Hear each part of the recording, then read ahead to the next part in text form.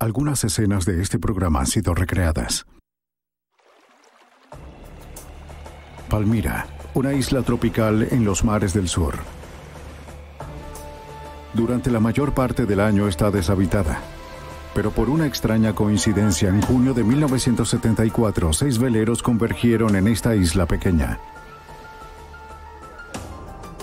Debería ser el Shangri-La, pero cuando se desarrolló una enemistad, el robo surgió y la única ley era la ley del más fuerte. La evidencia se acumula, no hay sospechosos evidentes.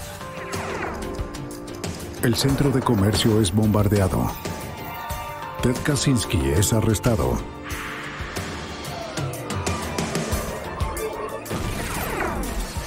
Fugitivo a un prófugo.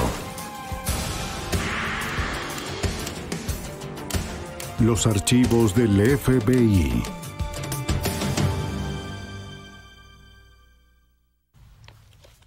Una isla pequeña y deshabitada a casi 1500 metros de la nada. Es difícil creer que exista un paraíso así. Para la mayoría de los marineros en el Pacífico Sur, Palmira es una parada en el camino hacia otro lugar. Para algunos, es un destino propio. Un lugar para desaparecer del mundo. Eso fue lo que le sucedió a Mackie Moff Graham, aunque no fue su intención. Soy James Kallstrom, exdirector de la oficina del FBI en Nueva York. El crimen en alta mar recae en la jurisdicción del FBI. La desaparición de los Graham y de su yate sugirió problemas en el paraíso. El problema, no había ni una sola evidencia para probarlo. Paraíso mortal. El atolón de Palmira consta de una serie de islas pequeñas en el Pacífico Sur, formadas por un arrecife de coral que rodea una laguna. Es propiedad de los Estados Unidos y durante la Segunda Guerra Mundial albergó una base naval de los Estados Unidos. Los restos de la base desierta todavía están en la isla. Se encuentra a unos 1500 metros de Hawái y es un punto de parada para los marineros y navegantes en su camino a Samoa. A menudo se pueden ver veleros grandes y hermosos en los deteriorados muelles en su laguna. Pero el 26 de junio de 1974, un velero pequeño llamado Iola navegó más allá de los muelles hacia el puerto de Palmira. El velero acababa de finalizar un viaje de 19 días desde Hawái. La tripulación es de 2 personas. El bote no estaba apto para el viaje y fallaba en la laguna, con pocas condiciones para viajar. El motor se había apagado a mitad del camino hacia Palmira. Antes de dejar Hawái, los dueños repararon el Iola, que era un bote de madera cubriéndolo con una capa de fibra de vidrio. La fricción creada por ambos materiales causó la formación de una grieta en el casco. En el camino hacia Palmira, el Iola comenzó a hundirse. Tenían poco dinero y muy pocos suministros. Su plan era vivir de los frutos de la isla durante un año.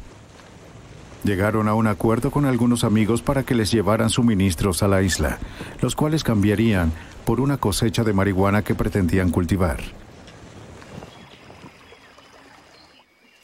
Cuando llegaron a Palmira, no estaban contentos de ver a un puñado de turistas en la zona del muelle.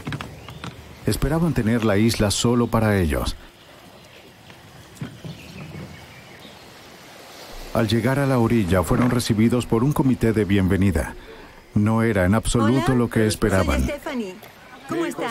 Se presentaron como Stephanie Stearns y Roy Allen, a pesar de que el nombre Buck estaba tatuado en su brazo derecho a la vista de todos. ¿Cuál es tu nombre? Roy Allen. ¿Roy? Sí. Roy, tienes tatuado Buck ahí. Cuando uno de los regatistas señaló su brazo, Stephanie afirmó que Buck era su apodo. Algo sobre Roy era distinto a los demás navegantes. Se veía más rudo, quizás un poco peligroso. Después de que Roy y Stephanie llegaran, apareció otro bote en el canal, un velero hermoso de 10 metros llamado Seawind. No transcurrió mucho tiempo antes de que los recién llegados se dirigieran al muelle. Gracias. Mac Graham tenía 53 años. Su esposa Eleanor, apodada Moff, tenía unos años menos. Hola, mucho gusto. Hola, Moff. Soy Evelyn. Se sorprendieron, al igual que Roy, de encontrar a tanta gente en lo que se suponía que era una isla deshabitada, en donde planearon vivir la mayor parte del año. ¿Cómo Soy están? Mac. Oye, Mac, ¿tienes cigarrillos? Oh, sí. Cuando seguro. Roy observó que Mac era un fumador, le pidió un cigarrillo y tomó casi todos del paquete. Este gesto se consideraría descortés en todas partes, pero en una isla es más grave, porque los suministros son limitados y no se pueden reemplazar tan fáciles. Esto le dio una idea a Mac y a los demás del tipo de persona que Roy Allen podía ser. Roy también presumió sobre sus planes de cultivar marihuana y cambiarla por suministros. Pronto todos comenzaron a establecerse en una nueva vida en el paraíso. Mac Urahan comenzó a explorar la isla, las ruinas de la base naval y las orillas arenosas. CQ al X. También se aseguró de mantenerse en contacto con el mundo exterior por transmisiones de radio. Cada cierto tiempo, Mac contactaría a su amigo Kurt Shoemaker en Hawái para contarle sobre sus últimos hallazgos. Q habla KH6IHG reportándose desde la isla de Hawái, esperando respuesta. Él era como Tom Sawyer en el Mississippi o algo parecido. Entonces, contaría lo que hizo cada día. Se iría él solo de excursión con su machete, atravesando la jungla y explorando todo lo que había allí. Algo emocionante. En cambio, para Roy y Stephanie las cosas no iban tan bien. Roy descubrió que la isla no estaba apta para cultivar marihuana. Vivir a bordo de la Ayola fue difícil. El bote era pequeño, húmedo, desordenado y estrecho. Casi se habían acabado todos los suministros y comenzaron a intercambiar sus pertenencias por comida y provisiones con los dueños de los otros botes. Para los Graham y los demás, Roy y Stephanie eran una molestia. No tenían los recursos suficientes para estar en alta mar tan lejos de la civilización. Los otros navegantes tenían los suministros necesarios para ellos mismos, con una extra para las emergencias, pero no lo suficiente para abastecer a Roy y Stephanie. Los Graham fueron conocidos por su hospitalidad. Habían invitado a los otros turistas de Palmyra a bordo del Sea Wind. Ellos le habían advertido de no invitar a Roy y Stephanie a su bote. Pero Mac quería hacer el intento de ser cordial. El 5 de julio, 2 semanas después de la llegada de los Graham y mucho después de que todos los demás en la isla conocieran el Sea Wind, Roy y Stephanie recibieron una invitación de los Graham. Aceptaron con gusto. El Sea Wind era un verdadero bote. Me refiero a que era un bote espectacular, con unas velas hermosas, y Mac lo había mantenido en perfecto estado. Ha recorrido todo el mundo. Es precioso, ¿cierto? El Sea Wind era todo lo que la Ayola no era. Tenía una despensa llena y estaba equipado con todos los dispositivos de última tecnología de navegación. Había mucho espacio y el Sea Wind había navegado alrededor del mundo. Stephanie comentó sobre su tamaño y los muebles. Estaba encantada con la cama grande en la cabina de adelante. Roy se mantuvo en silencio.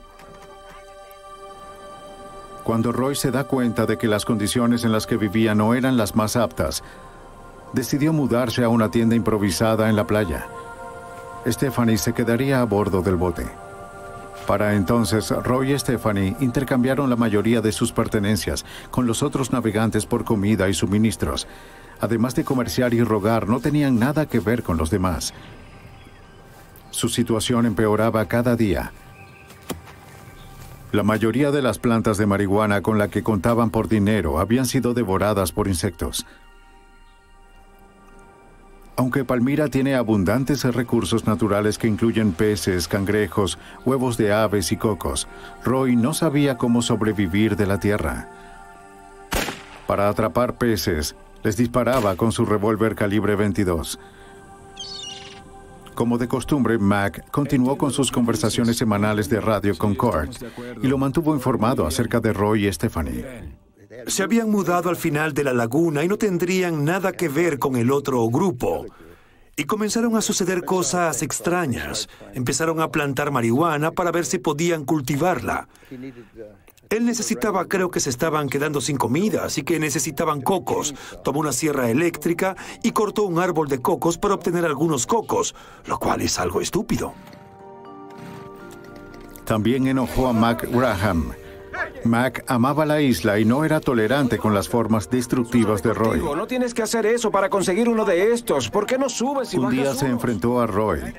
Roy se enojó y le dijo a Mac que se ocupara de sus propios asuntos.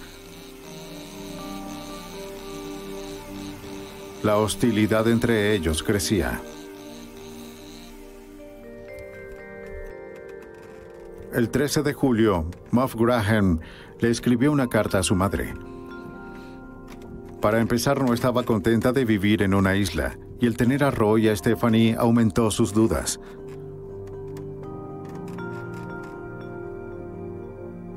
Querida madre, hay 3 botes aquí, uno se irá y te llevará esta carta.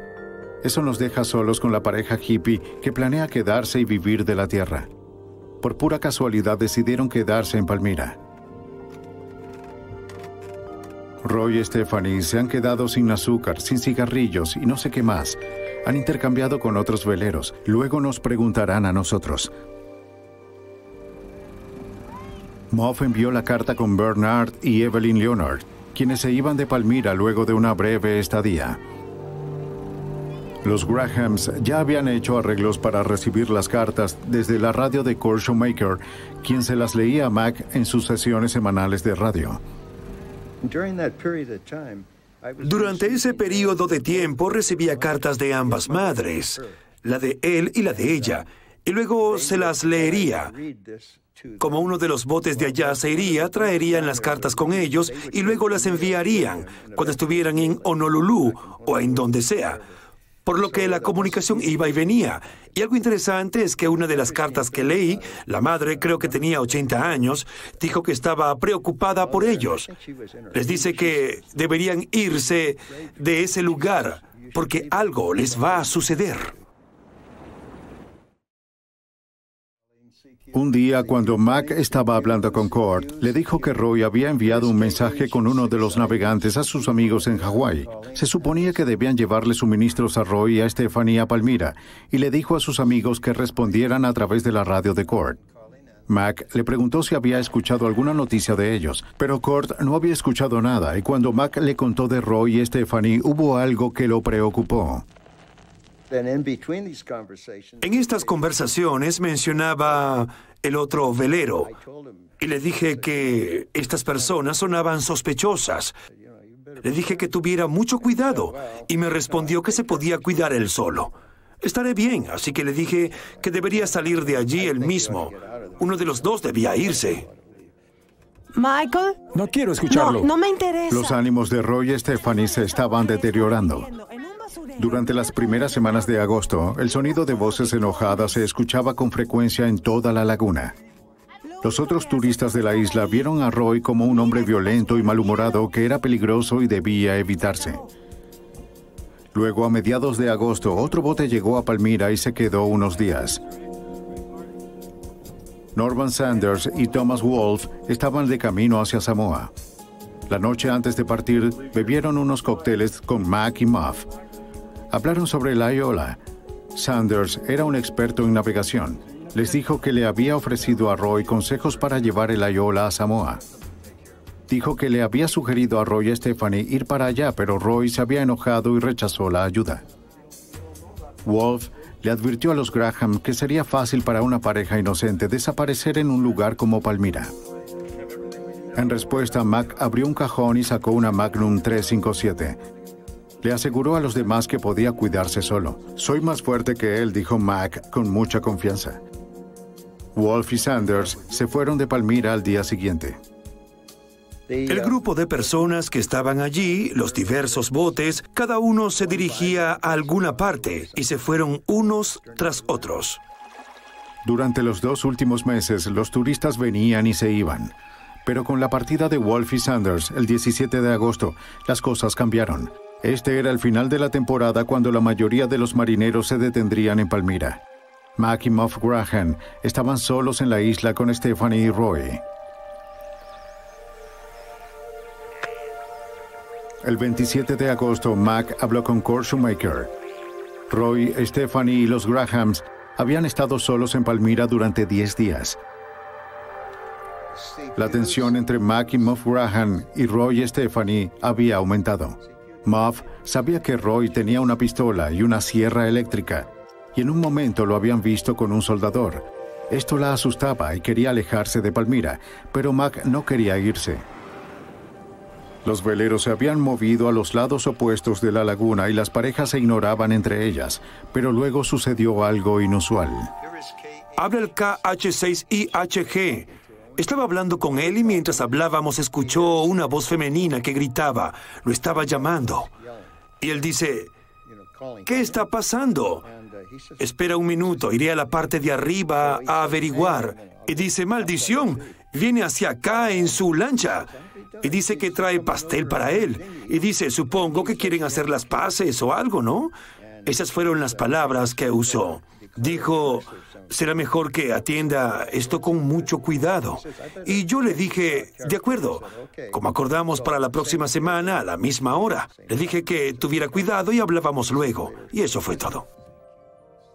Una semana después, Shoemaker estaba en su radio para su conversación programada.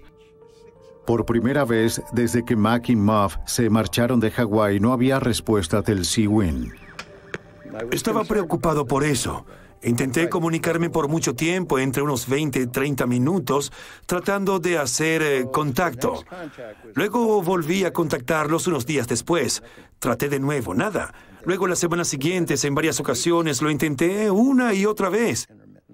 Y fue en ese momento que supe que algo había sucedido allí. Incapaz de convencer a las autoridades de que algo había salido mal en Palmyra, Shoemaker le pidió a un amigo que volara sobre la isla. El reconocimiento aéreo pareció confirmar su peor miedo. Palmyra estaba desierta, no había veleros en el puerto, ni el Ayola ni el Sea Wind, y no había señales de vida. Todo ese tiempo siempre tuve la sensación de que algo había sucedido, que habían tomado el velero. Yo tenía un fuerte presentimiento sobre eso, solo por todos los incidentes que me contaron y que él me contó y, bueno, todo apuntaba a eso. Pero no pude convencer a nadie de que ese era el problema. Shoemaker tenía un medio disponible, usar la radio. Al no tener idea de a dónde se habían ido, esparció la voz a los navegantes del Pacífico para que estuvieran atentos al Sea Wind. Pero pasaron días, semanas y meses sin saber nada sobre el destino de Mac y Muff Graham o del Sea Wind. 2 meses después de la última comunicación de los Grahams, Bernard y Evelyn Leonard, a quienes les dieron el último mensaje escrito de los Graham, estaban en el puerto de Ala-Wai en Hawái. Bernard observó un velero de 10 metros con cuerdas muy distintas. Entonces Sí lo lo volvieron es. a pintar. Lo habían pintado. Pero Bernard estaba seguro de que era el Sea Wind. También reconoció una figura familiar en la cubierta, a Roy Allen.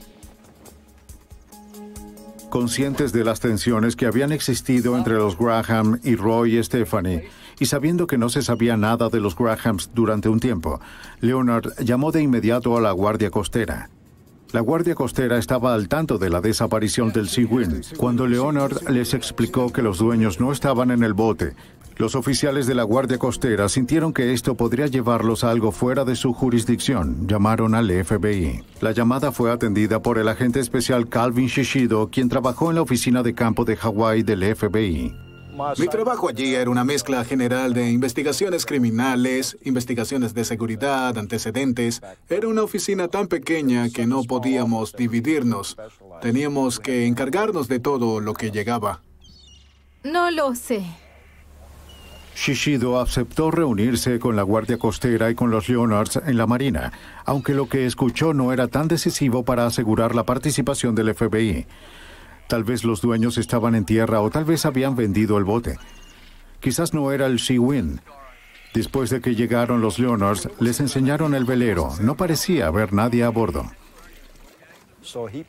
Señaló las áreas en donde había un intento de disfrazar el bote. Había sido repintado. Repintaron los rieles, quitaron el nombre, lo removieron y lo pintaron.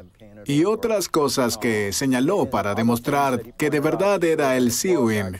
Él sabía que era el Seawind. Aunque no había evidencia de engaño, Shishido sospechaba cada vez más. No había actividad visible en el velero, por lo que Shishido ordenó a los oficiales de la Guardia Costera que establecieran un puesto de observación. A la mañana siguiente, el vigía vio a Roy y a Stephanie remando desde el muelle hasta la orilla en un bote pequeño. De inmediato alertó a la Guardia Costera, quien a su vez llamó al agente especial Shishido. Pero el dueño de otro velero avisó a Stephanie y a Roy y les dijo que la Guardia Costera había estado mirando su velero el día anterior. Roy observó una patrulla de la Guardia Costera en la marina que parecía moverse hacia ellos. De manera rápida, Roy cambió su dirección y se dirigió al muelle más cercano.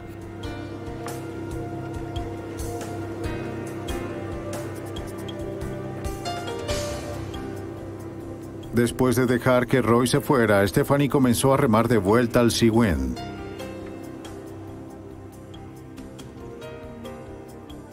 Dos policías vestidos de civil se acercaban a Roy. Cuando los vio, giró y se dirigió al extremo del muelle y comenzó a alejarse nadando.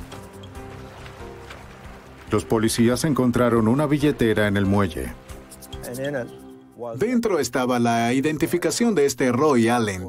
Había una fotografía. Y creo que el señor Leonard miró la foto y dijo que era Roy Allen. Mientras tanto, la Guardia Costera había visto a Stephanie en la lancha y comenzaron a seguirla. Giró y comenzó a navegar hacia la costa, esperando llegar al muelle antes de que la alcanzaran.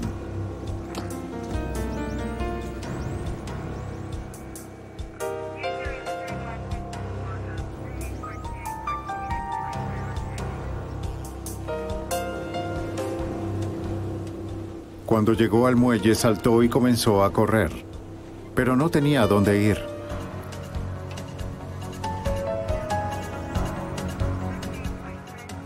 La patrulla estaba detrás de ella, con Bernard Leonard a bordo. Él y un guardia de la costa la siguieron.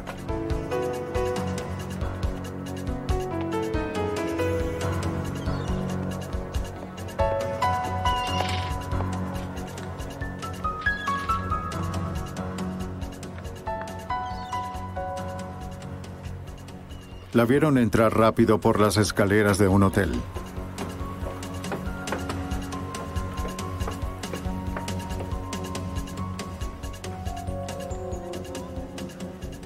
La encontraron oculta detrás de una palmera.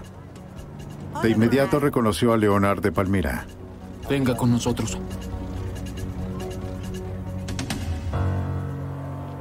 Mientras el oficial de la Guardia Costera la tomaba en custodia, una pregunta pasaba por la mente de Leonard. ¿Qué les había pasado a los Grahams? Stephanie Stearns fue llevada a las oficinas de la Guardia Costera para interrogarla. En el camino, Bernard Leonard y Stephanie estaban solos en la lancha. Cuando le preguntó si Mac y Muff seguían vivos, ella sacudió su cabeza. Le dijo que Mac y Muff se habían ahogado. Al menos nunca encontrarían los cuerpos. Leonard no le creía. ¿Cómo pudo haber sucedido? Stephanie le explicó que ella y Roy habían sido invitados al Seawind para cenar, pero los Grahams nunca aparecieron. A la mañana siguiente, ella y Roy encontraron el bote de los Grahams, el Zodíaco, volcado en la orilla en la laguna llena de tiburones. Luego de una búsqueda infructuosa por los cuerpos, decidieron tomar su propio bote de vuelta a Hawái. Pero se atascaron en el arrecife, así que se devolvieron y tomaron el Seawind abandonado. Leonard escuchó a Stephanie, pero no creía su historia. Como yo lo recuerdo. En las oficinas de la Guardia Costera, ella comenzó a contar su historia de nuevo, esta vez al agente especial Shishido y a la Guardia Costera. Con calma. De acuerdo.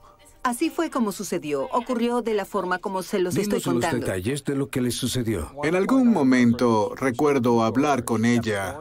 Siguió hablando y hablando y le recordé que tenía derecho a permanecer en silencio y que cualquier cosa que dijera podría ser usado en su contra en un tribunal. Y ella continuó hablando.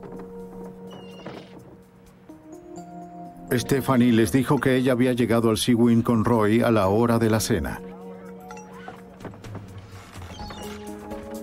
El velero estaba muy tranquilo. Llamaron, pero nadie respondía. ¿Hola? ¿Alguien?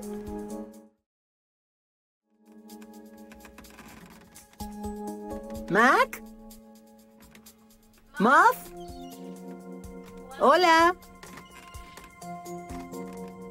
Bajaron y continuaron su búsqueda, pero no obtuvieron respuesta. No hay nadie aquí abajo. ¿No están aquí? ¿No dijeron que nos viéramos aquí? Sí, nos invitaron a cenar.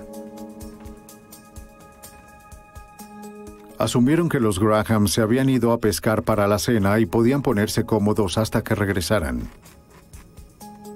No hay nadie aquí.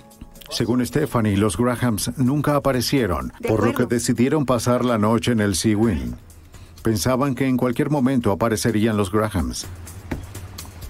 Pero a la mañana siguiente, cuando los Grahams no habían regresado, ella dijo que se había preocupado mucho y fueron a buscar a Muff y a Mac mientras era de día. Pero lo único que encontraron fue el bote zodíaco varado en la orilla y un recipiente lleno de gasolina. Le dieron la vuelta y encendieron el motor. Luego dijo que habían pasado los siguientes 2 días buscando a los Grahams o alguna señal de lo que les pudo haber pasado, pero no encontraron nada. Los Grahams habían desaparecido. Shishido encontraba su historia poco Y creíble. fuimos hasta allá, pero cuando llegamos... Cuando explicó cómo se habían adueñado del Sea Wind, su historia era muy distinta de la que había contado a Leonard. Nadie nos creería. Tendría que... Esta vez dijo que se habían ido de Palmira a bordo del Sea Wind, arrastrando el Ayola, el cual se estancó en el arrecife y se hundió. Stephanie estaba cayendo en su primera mentira. Pero sabía que había 2 historias inciertas de cómo se adueñaron del bote. En este punto nos habíamos preocupado mucho por el estado de los Grahams. No sabíamos qué les había sucedido y no íbamos a conseguir ninguna información verídica de Stephanie Stearns. El FBI tenía jurisdicción sobre el crimen en alta mar. Shishido determinó que tenía suficiente evidencia para arrestar a Stephanie Stearns por el transporte interestatal de propiedad robada. Luego su atención se desvió hacia el novio de Stephanie, Roy Allen, quien había evadido a la policía en la marina y seguía prófugo. Shishido revisó y no había ningún registro de Roy Allen, pero tenía la billetera con la fotografía de Roy. Bernard Leonard también le dijo a Shishido que Roy había llevado plantas de marihuana a Palmira y había intentado cultivarlas para venderlas. Las drogas y una fotografía de Roy le dieron un punto de partida. Pero sospechaba que las personas que viajaban en el Ayola, un bote no apto para navegar, viajando y plantando marihuana en la isla y demás, debían estar involucrados en el tráfico de drogas. Muy bien, ¿y tú? Tengo la fotografía de... Shishido llevó la fotografía a la agencia antidrogas y se la mostró a varios agentes. Estaban sorprendidos cuando vieron la foto. Le dijeron que era Buck Walker y que lo habían estado buscando. Igual tú, gracias. Teníamos toda la información de Buck Walker y fue ahí cuando comenzó nuestra búsqueda por Buck Walker y ahora buscábamos a Buck Walker en vez de a Roy Allen. Buck Dwayne Walker era un delincuente y un fugitivo. Había estado esperando sentencia de condena por drogas cuando él y Stephanie huyeron de Hawái en el Ayola hacia Palmira. Mientras comenzaban con urgencia la búsqueda de Walker, Shishido también estaba preocupado por los Grahams.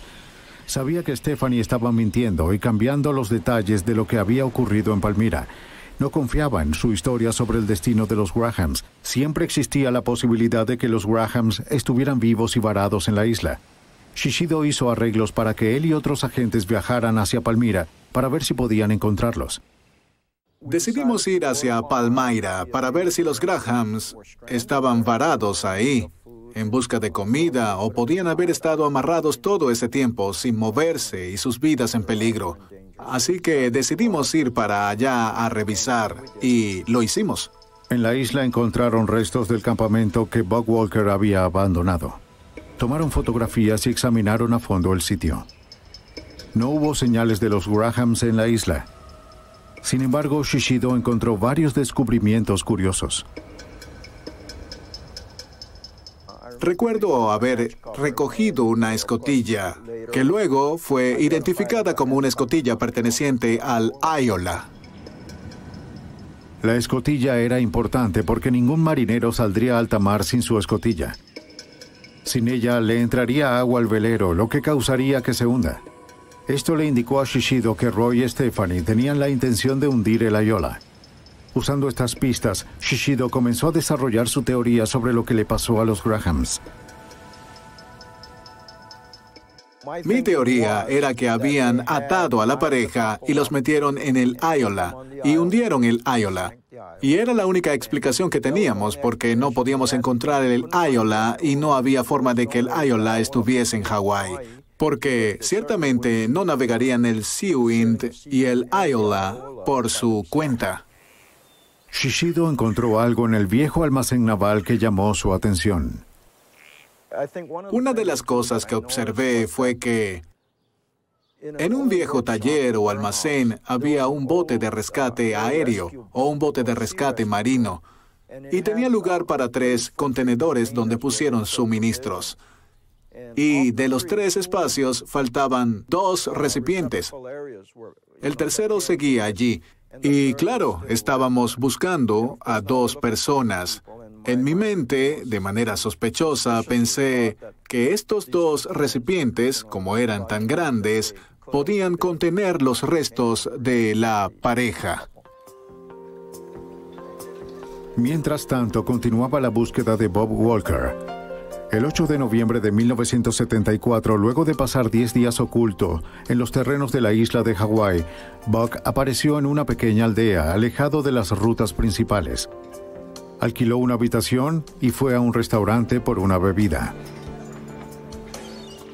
Hola, caballeros. En ese mismo momento, al otro lado de la calle, 2 policías uniformados estaban almorzando. Mientras pagaban su cuenta, le mostraron a su mesera una foto de Bob Walker. Dijo que él había estado en el restaurante buscando una bebida y lo había enviado a un bar al frente.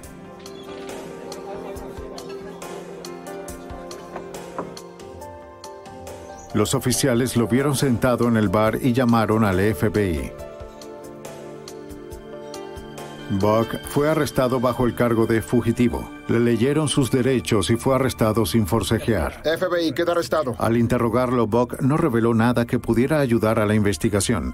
Respondió a las preguntas con un honesto sí o no o con silencio. Los investigadores no pudieron ni siquiera encontrar la más mínima información que pudiera ayudarlos a encontrar a los Grahams. Mientras Stephanie permanecía en prisión esperando el juicio, Shishido encontró más pruebas de que Stephanie y Buck estaban mintiendo. Mientras estaba en prisión, encontramos que había mandado a revelar algunas fotografías. Luego de revelar las fotografías y llevarlas de nuevo a la prisión, tomamos las fotografías y las examinamos. Las fotografías mostraban el Seawind o a Stephanie Stearns en el Seawind tomando una fotografía del Iola a toda vela con Buck Walker a bordo del Iola. Sabíamos que en algún punto Stephanie estaba en el Seawind y Buck Walker en el Iola. Esto era distinto a las historias que Buck y Stephanie le contaron a los oficiales. Shishido estaba convencido de que los Grahams habían sido asesinados, pero sin los cuerpos y sin evidencia sólida, el abogado asignado a procesar el caso no creía que pudieran llevar un cargo de homicidio a la corte. Podíamos, pero es muy circunstancial y podríamos perder el caso. Y si perdíamos el caso y años después, si aparecían los cuerpos y teníamos evidencia sólida como homicidio por parte de Buck Walker y Stephanie Stearns, él diría que no podíamos enjuiciarlos de nuevo. Y pensé, bueno, eso tiene sentido. Bob Walker y Stephanie Stearns fueron acusados de transporte interestatal de propiedad robada. Fue un caso ambiguo. Buck y Stephanie fueron atrapados bajo la posesión del Seawind en Hawái y haber hecho varios intentos por cambiar su apariencia.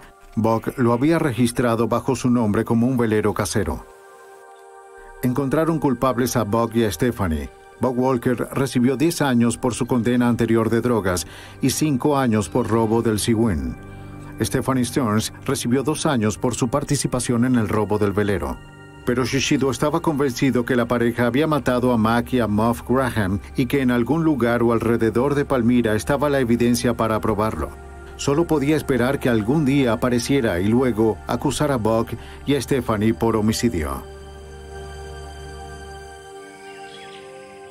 El 21 de enero de 1981, una pareja joven surafricana, Robert y Sharon Jordan, estaban visitando Palmyra.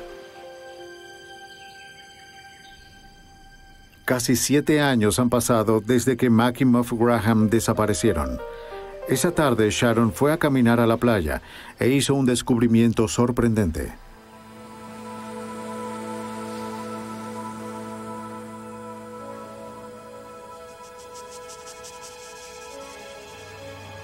Volcado en la orilla había un recipiente de aluminio limpio y junto a él encontraron huesos humanos y una calavera.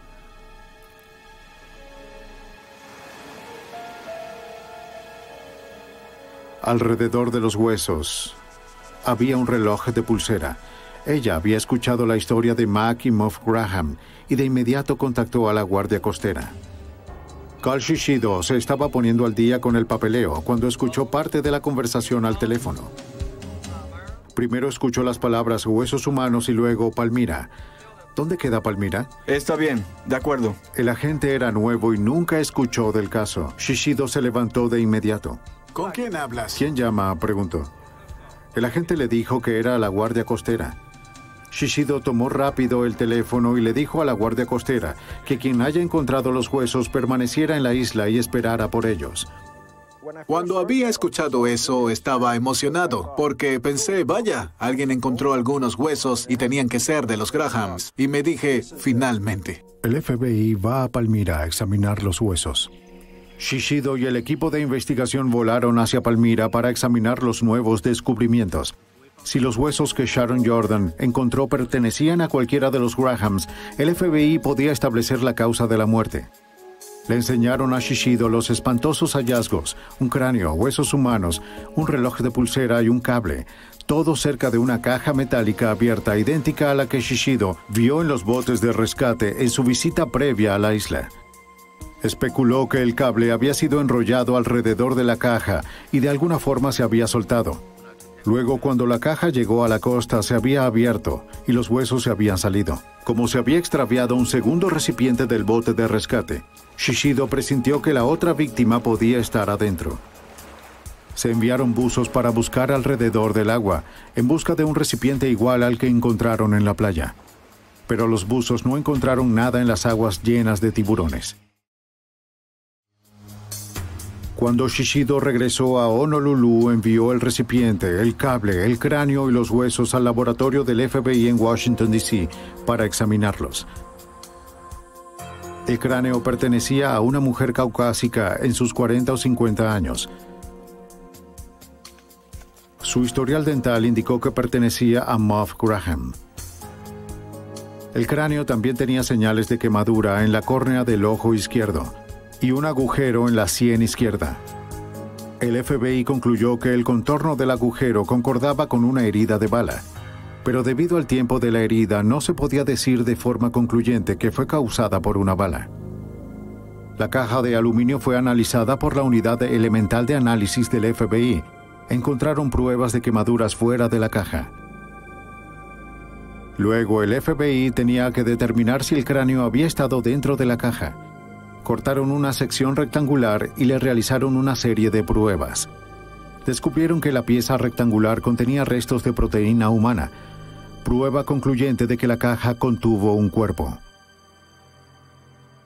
El FBI hizo un trabajo increíble en cuanto a los contenedores, porque regresaron con un informe que indicaba que habían restos humanos en el contenedor, que habían sido quemados, y que, mientras ardía, la caja tenía alrededor de 5 centímetros de agua, y encontraron en el contenedor restos de proteína humana, tejido y demás, y todo indicaba que habían arrojado un cuerpo a la caja en llamas.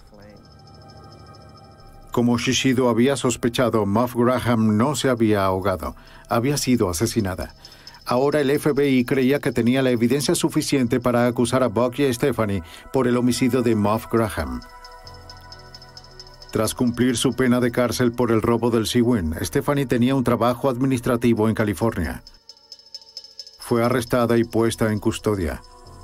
Buck Walker seguía cumpliendo su tiempo en prisión, o eso pensaba Shishido. Cuando envié a nuestros agentes en el estado de Washington una pista para poner una orden de arresto en contra de Buck Walker, descubrí que había escapado. Y pensé, oh no de nuevo, tendremos que volver a reiniciar la búsqueda por él. Descubrimos que había una sola mujer que lo había visitado, y lo había hecho el día anterior de su escape. Se le puso un rastreador a la mujer que los llevó a su auto, estacionado en un motel en Yuma, Nevada. Avisaron al FBI y montaron una vigilancia. Cuando Buck y otro hombre salieron del motel y se acercaron al auto, el FBI intervino. ¡Alto, FBI! Fue considerado un fugitivo peligroso y armado, buscado por asesinato y por fuga.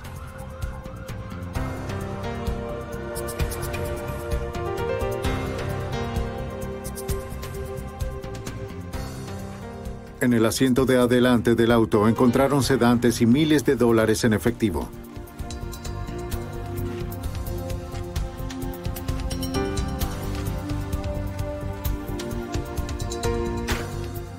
Buck Walker fue arrestado y acusado por el asesinato de Muff Graham. Stephanie Stearns también fue arrestada y acusada por el mismo crimen, pero serían juzgados por separado. Debido a la publicidad que la historia había generado en Hawái, trasladaron los juicios a San Francisco. Ambos casos fueron asignados al fiscal Elliot Enoki. Nunca se cuestionó el motivo del crimen. El motivo fue que estaban sin las condiciones para navegar. La otra pareja en la isla estaba por irse. Se estaban quedando sin comida y no sabían cuándo llegaría otro velero, si es que venía alguno. Debido a que se estaba acercando el final de la temporada, se esperaría que las personas visitasen la isla. Habían personas quedándose sin comida y sin poder ir a ninguna parte. Enoki sabía que podía demostrar que Buck y Stephanie tuvieron la oportunidad y el motivo para matar a los Grahams, pero primero tenía que probar en la corte que Muff Graham fue asesinada. También necesitaba poner en duda la historia de Buck y Stephanie, de que los Graham se habían ahogado. Mientras Enoki comenzaba a construir su teoría sobre el caso, Shishido estaba ocupado abriendo brechas en las defensas de Buck y Stephanie. El FBI ya había encontrado evidencia de proteína humana en los costados de la caja de aluminio. Pero como los huesos fueron encontrados cerca de la caja, Enoki quería evidencia adicional de que el cuerpo había estado dentro de la caja, para así descartar la posibilidad de Muff ahogándose como Buck y Stephanie habían afirmado. Contactó al médico forense principal de San Francisco, Boy Stephens.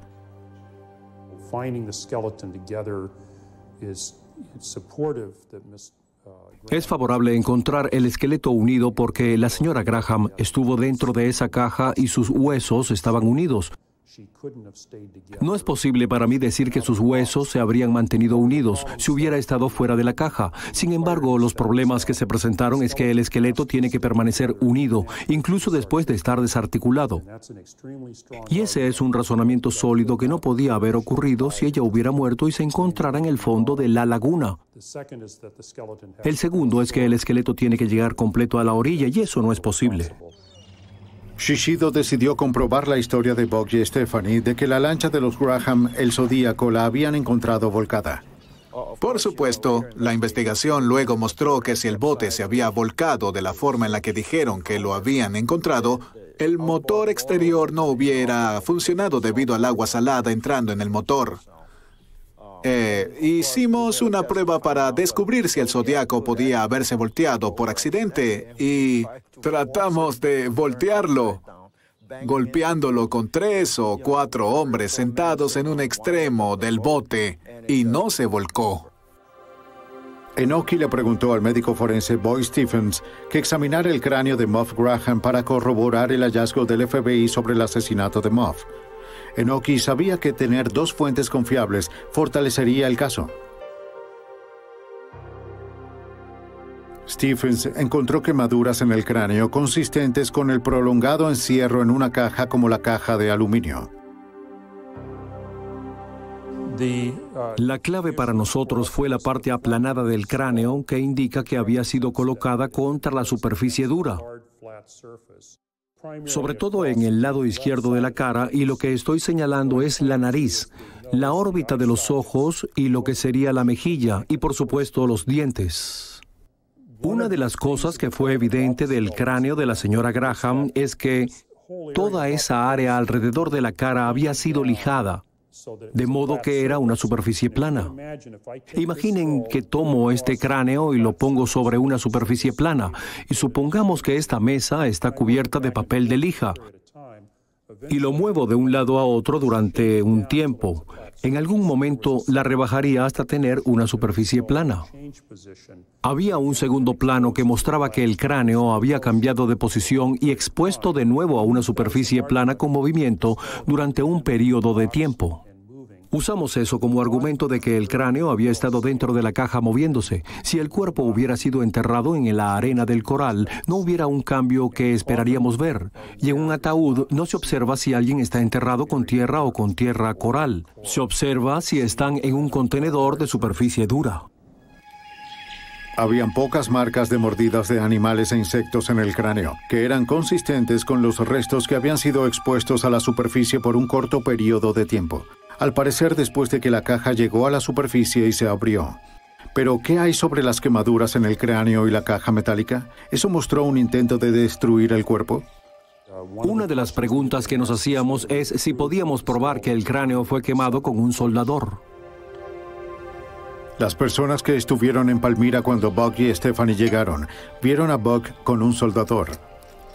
El FBI creía que esto fue lo que causó las quemaduras en el cráneo. Si Enoki hacía que Stephens confirmara esto, él podía implicar a Walker. Si una persona es expuesta a una llama, puede quemarse las partes externas de la piel, pero hasta que el agua se evapore, el tejido no puede arder y se requiere de un periodo de calor para hervir el agua o evaporarla antes de que el tejido se pueda quemar. Los soldadores se calientan muy fácil y harían ese proceso con mucha rapidez.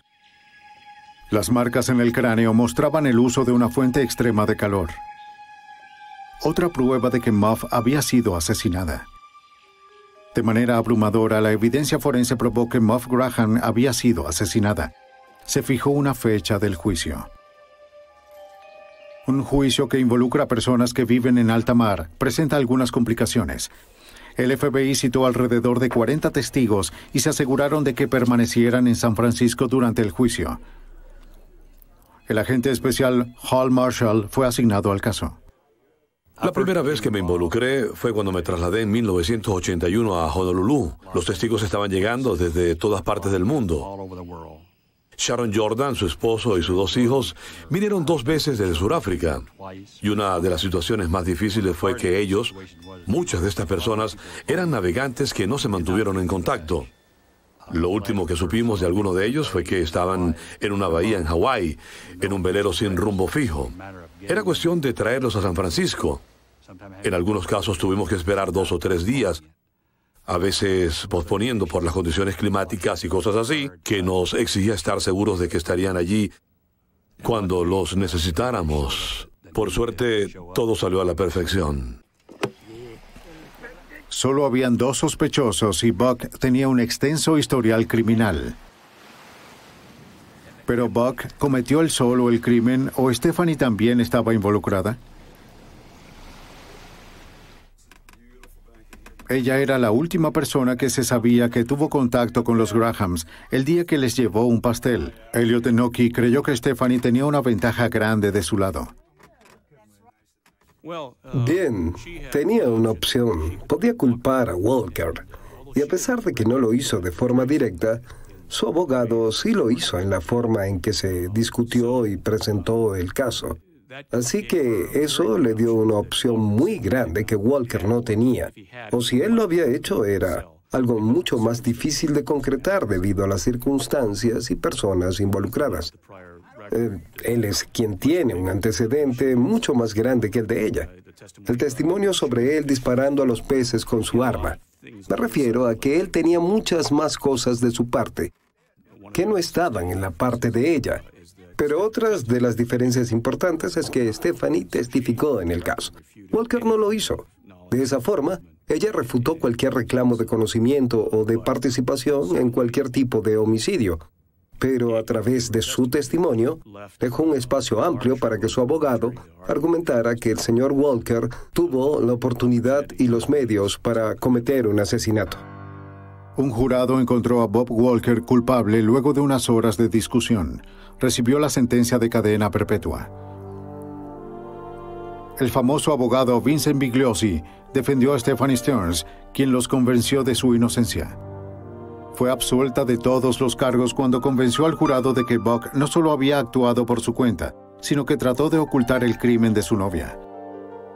Nunca sabremos qué sucedió de verdad en Palmyra ese día, aunque la evidencia forense presenta una imagen espeluznante. Bien, de manera práctica creo que la señora Graham fue asesinada como se dijo en la declaración. Ella recibió un disparo. Hubo un intento de quemar su cuerpo. Sus extremidades se fracturaron por meterla en la caja. Fue arrojada al océano y con el tiempo llegó a la deriva. Y creo que probablemente le sucedió lo mismo al esposo. Nunca se encontró el cuerpo de Mac Graham, aunque los investigadores creen que existe una gran posibilidad de que esté en otra caja.